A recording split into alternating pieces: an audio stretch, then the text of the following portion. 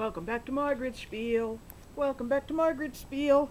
Yada yada blah blah blah. Yada yada blah blah blah. It's time for Margaret's Daily Spiel. Yeah, weekly spiel has turned into daily spiel, and I'm here in my room at I guess 1:50. I don't even know what time it is anymore. It's daylight savings time, and my husband's been resetting all the clocks. I'm talking to the camera, dear. Anyway, the time is right for me to. I'm talking to the camera. Yeah.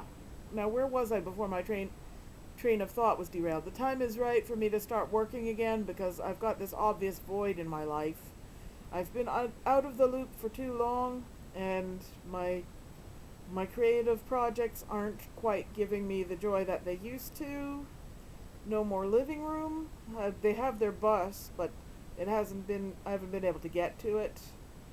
But the living room has served its purpose in my life for the time being, and so have my scrapbooks, so have my quilts and all my other things. I have blood work on Monday. I don't actually have an appointment, but I can walk into that place at Taunton and Ritson? Yeah, Ritson. Taunton and Ritson.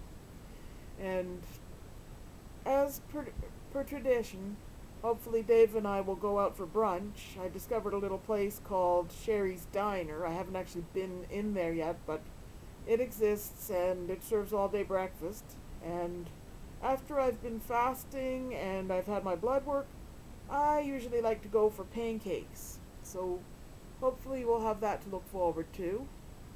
And I want to stop in at Giant Tiger, get a couple more rods, just charge them on my Visa for now, and hopefully I can talk to Annie and get Dennis to put those up so we can display at least 3 of my quilts around the house. 3 quilts and the purple framed mirror that Jeanette found for me at Value Village way back in September. It's just been catting here for the time being. And anyway, what else is new? Tuesday, I have my appointment with Meta Employment Services up in Whitby. I have to figure out how I'm going to get there. And Wednesday, I have my appointment with the John Howard Society. So I can talk to both of these agencies and make a decision, see how I feel about each of them, because I can't really be affiliated with both, one or the other. Meta has the edge that they can help people who are on the autism spectrum, like yours truly here. Yeah, because God knows what I can and can't handle. It is important that I have a working environment that's comfortable for me, because I'm going to be going there nearly every day. I'm hoping that part-time is good enough, as long as I'm making enough to cover the rent and set aside a nest egg. Try to get my visa paid off, start saving for next year's carousel convention, because God knows my craft sales haven't been going anywhere in a long time.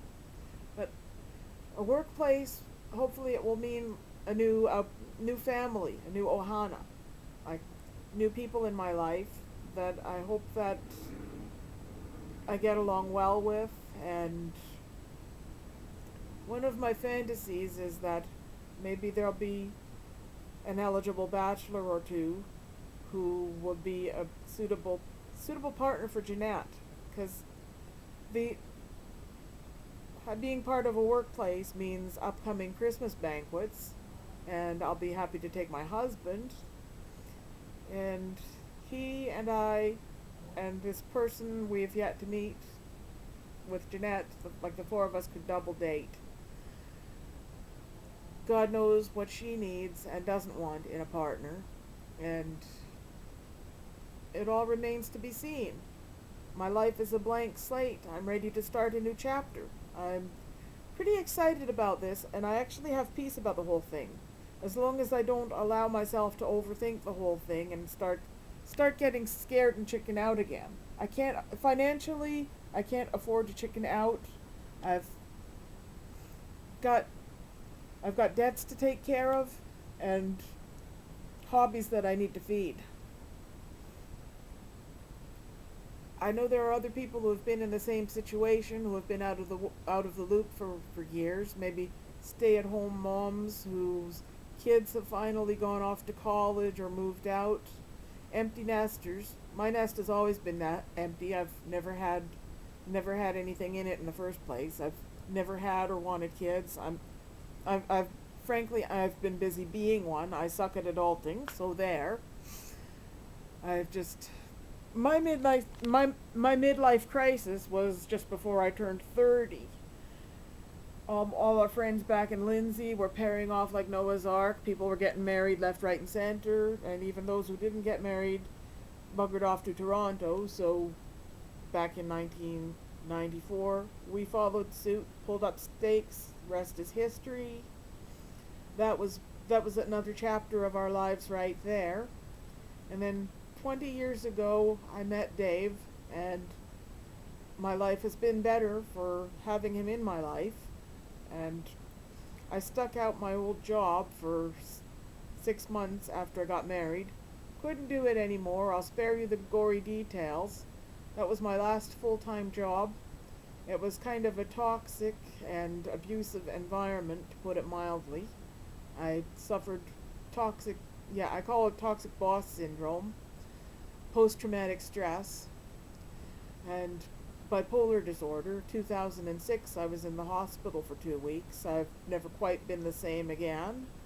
As long as I take my medication and try to take proper care of myself, I hope that never happens to me again. And we've been through a lot over these years, and these last 2 months have been a wonderful time for healing. They've been a time to catch up on things I've missed out on in life, including horseback riding for the first time in over 20 years. Real live horses makes up for missing out on the carousel convention. And it's kind of spoiled me compared to carousels. Huh? Carousels, you only go round in circles for 2 minutes. A real horse can go practically anywhere for a good hour. So I've really loved that experience. I've been really thankful for it in my life. And I don't know what I'm going to do over the next few years, but hopefully my job will fill the void, and I will make some new friends, and we'll see what happens. I have peace about the whole thing as long as I don't overthink it and get scared. Bye bye. Be back soon. Thanks for watching Margaret Schpiel.